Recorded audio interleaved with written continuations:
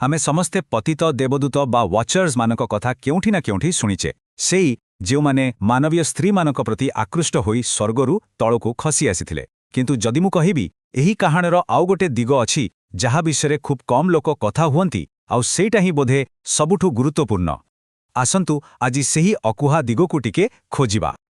ହେଲେ କ'ଣ ହେବ ଯଦି ୱାଚର୍ସମାନଙ୍କର ପ୍ରକୃତ ପାପ ଲୋଭ କି ବିଦ୍ରୋହ ନଥିଲା?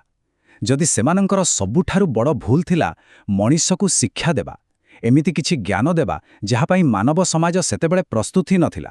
ଦେଖିବେ, ଏହି ଗୋଟିଏ ପ୍ରଶ୍ନ ପୂରା କାହାଣୀର ଅର୍ଥ ବଦଳେଇ ଦେବ। ଆସନ୍ତୁ ଆଜିର ଏହି ଆଲୋଚନାରେ ଆମେ ଠିକ୍ ଏହି କଥା ବୁଝିବାକୁ ଚେଷ୍ଟା କରିବା।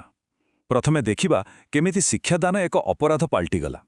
ତାପରେ ଆମେ ଜାଣିବା ସେମାନେ ପ୍ରକୃତରେ କ'ଣ ଶିଖାଇଥିଲେ ଆଉ କେମିତି ସେହି ଜ୍ଞାନ ଏକ ଭୟଙ୍କର ଅସନ୍ତୁଳନ ସୃଷ୍ଟି କଲା। ଆଉ ଶେଷରେ ଏହି ପ୍ରାଚୀନ କାହାଣୀ ଆମ ଆଜିର ଦୁନିଆ ପାଇଁ କି ଚେତାବନୀ ଦେଉଛି ତାହା ବି ଦେଖିବା। ଠିକ୍ ଅଛି, ତେବେ ଆମର ପ୍ରଥମ ବିଭାଗ ହେଉଛି ଅପରାଧ ଥିଲା ଶିକ୍ଷାଦାନ। ଆମେ ସାଧାରଣତଃ ଯେଉଁ ପାତ ଆଉ ଲୋଭର କାହାଣୀ ଶୁଣିଥାଉ ତାଠାରୁ ବହୁତ ଗଭୀରରେ ୱାଚର୍ସମାନଙ୍କର ମୂଳ ଅପରାଧ ଥିଲା ସମୟ ପୂର୍ବରୁ ଜ୍ଞାନ ଦେଇଦେବା। ଏହାକୁ ଏକ ପ୍ରକାର ନିଷିଦ୍ଧ ଶିକ୍ଷାଦାନ ବୋଲି କୁହାଯାଇପାରେ। ଏନୋକଙ୍କ ପରମ୍ପରା ଏ ବିଷୟରେ ବହୁତ ସ୍ପଷ୍ଟ। ସେ କୁହନ୍ତି ଯେ ମହାପ୍ରଳୟ କୌଣସି ଅଜଣା ମନ୍ଦ ଶକ୍ତି ପାଇଁ ହୋଇନଥିଲା। ନା, ଏହାର କାରଣ ଥିଲା ଗୋଟିଏ ନିର୍ଦ୍ଦିଷ୍ଟ ଜିନିଷ, ଅବୈଧ ଶିକ୍ଷାଦାନ, ଯାହା ପୃଥିବୀକୁ ଦୁର୍ନୀତି ଆଉ ହିଂସାରେ ପୋତି ପକାଇଥିଲା। ହେଲେ ପ୍ରଶ୍ନ ଉଠୁଛି, ୱାଚର୍ସମାନେ ପ୍ରକୃତରେ ଶିଖାଇଥିଲେ କ'ଣ? ଆଉ ଅନ୍ୟ ପୁରାଣମାନଙ୍କରେ ଯେଉଁମାନେ ମଣିଷକୁ ଜ୍ଞାନ ଦେଇଥିଲେ ସେମାନଙ୍କଠାରୁ ଏମାନେ କେମିତି ଅଲଗା ଥିଲେ? ଆସନ୍ତୁ ଏହାକୁ ଟିକେ ଭଲ ଭାବରେ ଦେଖିବା। ଏହି ତୁଳନାକୁ ଟିକେ ଦେଖନ୍ତୁ। ଏଇଠି କଥାଟା ବହୁତ ମଜାଦାର ହେଇଯାଉଛି। ମେସୋପୋଟାମିଆର ପୁରାଣରେ ଅପ୍କାଲୁମାନେ ଥିଲେ ସଭ୍ୟତାର ନାୟକ, ଯେଉଁମାନେ ମଣିଷକୁ ଜ୍ଞାନ ଦେଇଥିଲେ। କିନ୍ତୁ ଏନୋକଙ୍କ କାହାଣୀରେ ଏହି ଧାରଣା ପୂରା ଓଲଟା, ମାନେ ଯିଏ ନାୟକ ହେବା କଥା ସେ ଏଠି ଖଳନାୟକ। କାହିଁକି? କାରଣ ଶିକ୍ଷା ଦେବା ହିଁ ଏଠି ଅପରାଧ। ତେବେ ଆସନ୍ତୁ ଦେଖିବା ସେମାନଙ୍କର ସେହି ନିଷିଦ୍ଧ ପାଠ୍ୟକ୍ରମ କ'ଣ ଥିଲା। ଅଜରିଲ୍ ଶିଖାଇଲେ ଧାତୁର ବ୍ୟବହାର ଆଉ ଅସ୍ତ୍ରଶସ୍ତ୍ର ତିଆରି, ଯାହାର ସିଧା ଫଳ ଥିଲା ହିଂସା। ସେ ପ୍ରସାଧନ ସାମଗ୍ରୀ ଆଉ ମୂଲ୍ୟବାନ ପଥର ବିଷୟରେ ବି ଶିଖାଇଲେ, ଯାହା ମଣିଷ ଭିତରେ ଲୋଭ, ଅହଙ୍କାର ଆଉ ପ୍ରତିଯୋଗିତା ସୃଷ୍ଟି କଲା।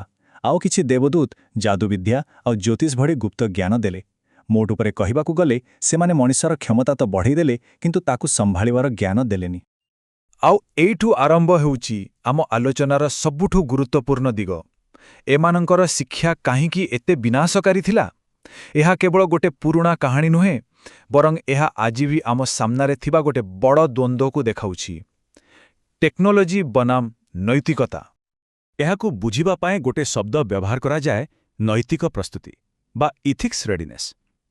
ସରଳ ଭାଷାରେ କହିଲେ ଏହାର ଅର୍ଥ ହେଉଛି ଯେତେବେଳେ କୌଣସି ସମାଜକୁ ନୂଆ ଶକ୍ତି ମିଳେ, ସେହି ଶକ୍ତିକୁ ନୈତିକ ଭାବରେ ସମ୍ଭାଳିବା ପାଇଁ ସେ କେତେ ପ୍ରସ୍ତୁତ ଅଛି। ଆଉ ପ୍ରକୃତ ସଙ୍କଟ ଠିକ୍ ଏଇଠି ହିଁ ଥିଲା। ଏଇ ୱାଚର୍ସମାନେ ମଣିଷକୁ ଦେଲେ ହାଇ ଲେଭଲ୍ ଟେକ୍ନୋଲୋଜି, ତାର ପ୍ରଯୁକ୍ତିଗତ ପ୍ରସ୍ତୁତିକୁ ହଠାତ୍ ବହୁତ ବଢ଼େଇ ଦେଲେ, କିନ୍ତୁ ସେହି ଟେକ୍ନୋଲୋଜିକୁ ସମ୍ଭାଳିବା ପାଇଁ ଯେଉଁ ନୈତିକ ପ୍ରସ୍ତୁତି ଦରକାର ଥିଲା ତାହା ପାଖାପାଖି ଶୂନ୍ୟ ଥିଲା। କ୍ଷମତା ଆଉ ଜ୍ଞାନ ଭିତରେ ଏହି ବିରାଟ ଫାଙ୍କ ହିଁ ସବୁ ବିନାଶର କାରଣ ହେଲା। ଏହି ଉକ୍ତିଟି ପୂରା କଥାଟାକୁ ବହୁତ ସୁନ୍ଦର ଭାବେ ବୁଝେଇ ଦେଉଛି। ତେଣୁ ସମସ୍ୟା ଜ୍ଞାନ ନିଜେ ନଥିଲା, ସମସ୍ୟା ଥିଲା ତାକୁ ଭୁଲ ସମୟରେ ଦେବାଟା। ଏହା ଠିକ୍ ସେମିତି ଯେମିତି ଗୋଟେ ଛୋଟ ପିଲା ହାତରେ ଭର୍ତ୍ତି ବନ୍ଧୁକ ଧରେଇ ଦେବା। ଜ୍ଞାନ କେବେ ବି ଖରାପ ନୁହେଁ, କିନ୍ତୁ ଅପରିପକ୍ୱ ହାତରେ ଏହାଠୁ ବଡ଼ ବିପଦ ଆଉ କିଛି ନାହିଁ। ଯେଉଁମାନେ ଷ୍ଟାର ଟ୍ରେକ୍ ଦେଖିଥିବେ ସେମାନେ ପ୍ରାଇମ୍ ଡାଇରେକ୍ଟିଭ୍ ବିଷୟରେ ଜାଣିଥିବେ। ଏହି ନିୟମ କହେ ଯେ କୌଣସି କମ୍ ବିକଶିତ ସଭ୍ୟତାର କାମରେ ହସ୍ତକ୍ଷେପ କରିବା ମନା। ଗୋଟେ ହିସାବରେ ଦେଖିଲେ ୱାଚର୍ସମାନେ ଏକ ପ୍ରକାରର ଏହି ପ୍ରାଚୀନ ନିୟମକୁ ହିଁ ଭାଙ୍ଗିଥିଲେ। ସେମାନେ ଏମିତି ଏକ ସଭ୍ୟତାକୁ ଟେକ୍ନୋଲୋଜି ଦେଲେ ଯିଏ ସେଥିପାଇଁ ପ୍ରସ୍ତୁତି ନଥିଲା। ତେବେ ଏହି ଅକାଳ ଜ୍ଞାନର ଫଳ କ'ଣ ହେଲା? ଏହାର ପରିଣାମ ଥିଲା ଭୟଙ୍କର। ଏହା ଗୋଟେ ଚେନ୍ ରିଆକ୍ସନ୍ ଭଳି କାମ କଲା, ଯାହା ପୂରା ସିଷ୍ଟମକୁ ହିଁ ଭାଙ୍ଗିଦେଲା। ଦେଖନ୍ତୁ କେମିତି ଗୋଟିଏ ଜିନିଷ ଆଉ ଗୋଟିଏ ଜିନିଷକୁ ଜନ୍ମ ଦେଲା। ଧାତୁ ବିଜ୍ଞାନ ଶିକ୍ଷାରୁ ଆରମ୍ଭ ହେଲା, ତାପରେ ତିଆରି ହେଲା ଅସ୍ତ୍ରଶସ୍ତ୍ର, ଆଉ ତାର ଫଳ ବ୍ୟାପକ ହିଂସା ଓ ରକ୍ତପାତ। ଏବଂ ଏହି ଭୟଙ୍କର ବିଶୃଙ୍ଖଳାରୁ ହିଁ ଜନ୍ମ ନେଲେ ନେଫିଲିମ୍, ବିଶଳକାୟ ଦାନବ, ଯେଉଁମାନେ ସେହି ଅରାଜକତାର ଜୀବନ୍ତ ପ୍ରତୀକ ଥିଲେ। ଏହି ଦୃଷ୍ଟିକୋଣରୁ ଯଦି ଦେଖିବା, ତେବେ ମହାପ୍ରଳୟ କେବଳ ପାପ ପାଇଁ ଦଣ୍ଡ ନଥିଲା, ଏହା ଥିଲା ଗୋଟେ ସିଷ୍ଟମ୍ ରିସେଟ୍, ଗୋଟେ ବାଧ୍ୟତାମୂଳକ ପଦକ୍ଷେପ।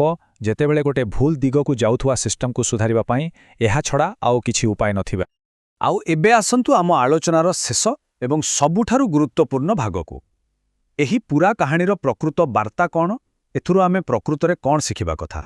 ଦେଖନ୍ତୁ, ୱାଚର୍ସଙ୍କ କାହାଣୀ ଜ୍ଞାନକୁ ଦବେଇ ରଖିବା ବା ସେନ୍ସରସିପ୍ ବିଷୟରେ ଆଦୌ ନୁହେଁ। ଏହା କହୁନାହିଁ ଯେ କିଛି ଜ୍ଞାନ ସବୁଦିନ ପାଇଁ ନିଷିଦ୍ଧ, ବରଂ ଏହାର ଚେତାବନୀ ହେଉଛି ଟାଇମିଂକୁ ନେଇ। ଏହା କହୁଛି କିଛି ଜ୍ଞାନ ସେତେବେଳେ ଯାଏ ନିଷିଦ୍ଧ ଯେତେବେଳେ ଯାଏଁ ଆମେ ତାକୁ ସମ୍ଭାଳିବା ପାଇଁ ପ୍ରସ୍ତୁତ ନହିଛେ। କଥାଟା କ'ଣର ନୁହେଁ, ବରଂ କେବେର। ଶେଷରେ ଏହି ପ୍ରାଚୀନ କାହାଣୀ ଆମ ପାଇଁ ଗୋଟେ ବହୁତ ବଡ଼ ଆଉ ପ୍ରାସଙ୍ଗିକ ପ୍ରଶ୍ନ ଛାଡ଼ିଯାଉଛି। ଆଜିର ଦୁନିଆରେ ଯେଉଁଠି ଆମ ପାଖରେ ଏଆଇ, ଜେନେଟିକ୍ ଇଞ୍ଜିନିୟରିଂ ଭଳି ଶକ୍ତି ଅଛି, ଆମର କ୍ଷମତା ଆମର ବୁଝିବା ଶକ୍ତିଠାରୁ ବହୁତ ଆଗକୁ ଚାଲିଯାଇଛି। ତେବେ ପ୍ରଶ୍ନ ହେଉଛି, ଆମେ କ'ଣ ସେହି ପ୍ରାଚୀନ ଚେତାବଣୀକୁ ଶୁଣୁଛେ ନା ପୁଣିଥରେ ସେହି ଭୁଲ କରିବାକୁ ଯାଉଛେ?